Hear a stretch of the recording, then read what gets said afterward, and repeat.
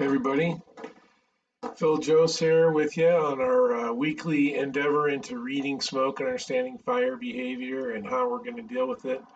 Got a couple minutes to make sure everybody has a chance to log into the live stream. Let's talk about this picture we got going on my front page here. Let me uncover it for you. Hey, this is a fire that I had when I was a chief officer, and a little bit of reading smoke from a still photo before we get to the video today. You can see we have really good look at the front where we have high volume and high velocity, and not real thick, but definitely dark gray to black smoke coming out the front. And then coming out the Charlie side, you got steam, and just as the truck company's making it to the roof, they're going to cut that open. And I can tell you, because I was there, what happened was the stairway's in the back side of this house. It's towards the Charlie side, up out of the kitchen, like it is in many of these older homes. And the fire was in the little knee walls in the attic space, and there was car decking on the attic, so it wasn't easy to get into. So while this is happening, crews are on the inside with saws, and they're working from the Charlie to the Delta to put this attic fire out, right? So they're trying to get a little bit of relief in the pressure on the front end while they're putting water in the backside and opening up. So that's what happened here. And this was a nice example of where there was black smoke coming out of the back of this place, coming out the Charlie side. Once we start getting water on it, we can see it change. That's what we're going to see in the video today. Hey, shout out to some of the new subscribers, man. Ross Keys, thanks, buddy. Toby Norton, Jeffrey Walsh, Kurt Blackburn, and my boy Rob Fisher up there in Washington. Thanks for coming on board with the subscription to the YouTube page. Let's get going to the video. Like I said, I like to get to the videos both in my online classes like we're doing right now and in my full day versions of the class. We'll get going. So let's take a look at this video. Let's go. Look, we have an apartment fire on scene with East Pierce County Fire Rescue, and they're really starting to get after it right away. The line's charged, got some fire down here, and you can see quickly they start getting that water on there. Switches to some mid light gray, and we'll see that change to white relatively quickly. Really quick, we'll see a decrease in the volume of fire coming out right here. Let's go back just so you can see it. They're going to watch them charge that line. Boom, right there. See that? Then look how much fire is coming out right here. But as soon as they open this door, you get a big hit of smoke out front. And then they start operating. And this fire is going to really decrease really pretty quickly. And this is what we call getting after it with East Pierce County. I mean, really, the line's laying in charge, the supplies getting stretched quickly. See the second unit arriving, they're going to start hitting this, making sure it doesn't extend. And we got a lot of really good stuff going on very, very quickly, okay? So one of the things I want to talk about here is that one of the questions I get really regularly, right? Really regularly is, oh, we stand around outside forever and read smoke, the fire's going to get away. No. This company is going to get all the information they need when driving by here. They're going to see this flame out the back. They're going to see a flame and smoke coming out the front. They know this is the main access, right?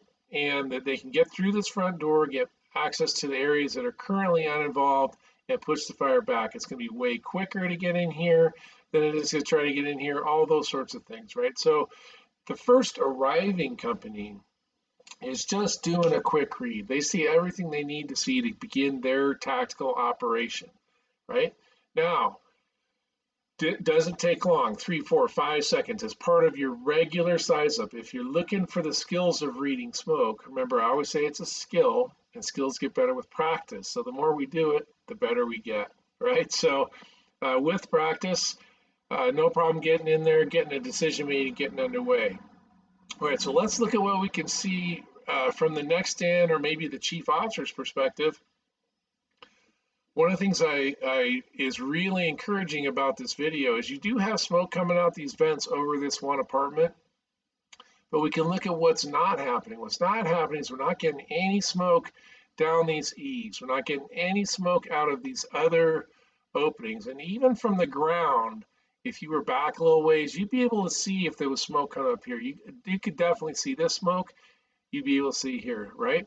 So what that's telling me, if I'm the incident commander and I'm pulling in here, even though we have a working fire in an apartment building, and typically I would say, hey, if we have an apartment on fire, maybe we should ask for some more help. Because it's contained to a single unit, because I can see from the smoke that it's not extending down this way. I know likely from the building construction, right? We'll take it back. Likely from the building construction, there's ceiling and roof joists here. There's insulation, but there's probably no space between you got sheetrock, joists, roof deck, right? So the joists almost certainly run front to back in this place. So very little opportunity for this fire to start running over the top. And in fact, we can see there are no indicators. If we read the smoke, there are no indicators that this fire is extending. So as far as resourcing goes, I can look at this and go, hey, we're probably going to get over the top of this. I'd give the crew some time. Look, they're already killing it. And wouldn't take me long to figure out, yeah, once they get a handle on this in the first probably 2-3 minutes of this fire attack, I'm not going to need more help than the first alarm, at least in my organization. Now, there are probably organizations where your first alarm is only going to bring you 3 or 4 or 5 people, and maybe you're going to need a little bit more help than that, right? But probably for East Pierce and most departments that have on-duty staffing of 2 or 3 per unit or more, like Seattle has 4, you're probably going to be able to handle this fire with the first alarm assignment. Now, as the IC, I'm going to want to watch what happens down this as we move down the side of this building. No indicators now. I definitely would want to get that opened up at some point to make sure it's not in this space. But right now, I don't have any indicators that it is. And we can figure all that out in a relatively short period of time. Okay, now let's talk about some other things. We look at this fire right up front and we have a significant amount of fire here, but the column of smoke is relatively minimal. This is a reiteration of our one of our primary tenets of reading smoke is that smoke is fuel.